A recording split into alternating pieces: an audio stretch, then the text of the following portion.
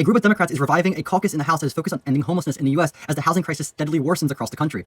The caucus holds that homelessness is a policy choice and says that it will explore solutions to serve people experiencing homelessness. The caucus is made up of roughly 24 members so far. Cori Bush, who has personally experienced homelessness, has maintained a focus on housing issues throughout her time in Congress. In 2021, Bush made headlines when she stepped on the steps of the Capitol to protest the end of the federal eviction moratorium, which was put in place for the COVID-19 pandemic. When the Supreme Court struck down the Biden administration's federal eviction moratorium in 2021, Congress failed to act despite housing advocates' warnings that an eviction cliff would be spurred by the end of the moratorium. Bush, along with other progressives and Democratic members of Congress, had filed legislation to circumvent the Supreme Court decision, but the legislation was never brought to a vote. She also filed a bill that year that aimed to permanently end homelessness by 2025 by drastically increasing the stock of affordable housing. Since 2021, evictions have been on the rise in cities across the country, with some cities exceeding pre-pandemic levels of evictions in recent months. Rent prices have skyrocketed to historic levels over the past 2 years. In 2022, the median rent for available apartments rose above $2,000 for the first time in history. And house prices shot up nearly 50% as private equity firms and corporations snapped up homes at record rates.